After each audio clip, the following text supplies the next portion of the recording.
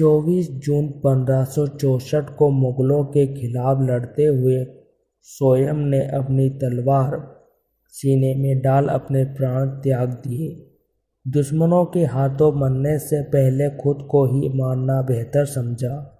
आज हम बात करेंगे रानी दुर्गावती के बारे में, जिनके किस्से आज भी इतिहास के पन्नों पर प्रथम स्थान रखते हैं। रानी दुर्गावती का जन्म 1524 में उत्तर प्रदेश के बांदा जिले में दुर्गा अष्टमी के दिन हुआ। यही कारण है कि उनका नाम भी दुर्गावती रखा गया।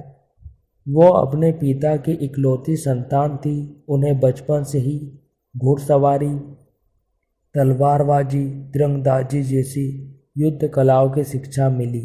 18 साल की उम्र में रानी दुर्गावती का विवाह गोंड राजवंश के राजा संग्राम शाह के बड़े बेटे दलपत शाह से हो गया था। दलपत शाह का राज्य गढ़मंडला था। रानी दुर्गावती की शादी 1542 में हुई थी। यह पहली बार हुआ कि किसी राजपूत राजकुमारी का गोंड वंश में विवाह हुआ था। 1545 में उनके बेटे वीर नारायण का जन्म हुआ। उनकी खुशी कुछ समय के लिए ही रही और 1550 में उनके पति का निधन हो गया। 5 साल की राजकुमार को सिंहासन पर बैठाकर रानी ने कामकाज का जिम्मा अपने सिर ले लिया। काम संभालते हुए 2 ही साल हुए थे कि सुल्तान बाज बहादुर ने राज्य पर हमला बोल दिया, पर रानी दुर्गावती ने अपनी फौज का नेतृत्व कर ये युद्ध जीत लिया। रानी ने अपने शासनकाल में अपने राज्य में विकास करवाया। उन्होंने मठ, बावड़ियाँ, कुएं और धर्मशालाएं बनवाई। उन्होंने अपने नाम पर रानी ताल, दीवान आधार सिंह के नाम पर आधार ताल और अपनी दासी के नाम पर चेरी ताल भी बनवाया था। 1562 में जब हमला हुआ तो रानी ने अपने बेटे के साथ 3 बार मुगल सेना का सामना किया। मुगलों के हजारों की संख्या में सैनिक और रानी दुर्गावती के 500 सिपाही, लेकिन फिर भी रानी ने बहुत चतुराई दिखाई।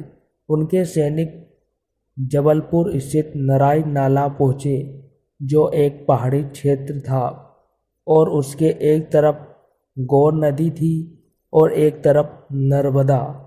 जैसे ही दुश्मन घाटी में आया, तब रानी की छोटी सी सेना ने हमला बोल दिया और मुगलों को खदेड़ दिया। इस युद्ध में रानी का सेनापति शहीद हो गया। फिर रानी ने खुद को फौज का सेनापति घोषित कर दिया। मुगलों की सेना हार का बदला लेने के लिए और सैनिकों को लेकर आई और तब तक रानी के पास सिर्फ 300 ही सैनिक बचे थे। इस युद्ध में उन्होंने कई सैनिकों को मारा और मुगलों की सेना लगभग आधी रह गई।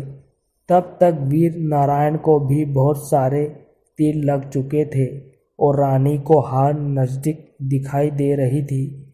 तब रानी ने अपने दीवान आधार सिंह को अपनी जान लेने को कहा, लेकिन आधार सिंह ने रानी दुर्गावती की जान नहीं ली। तब रानी ने खुद ही अपने प्राण त्याग दिए। उनका बेटा भी लड़ते हुए वीरगति को प्राप्त हो गया। तो आज की वीडियो में इतना ही। धन्यवाद।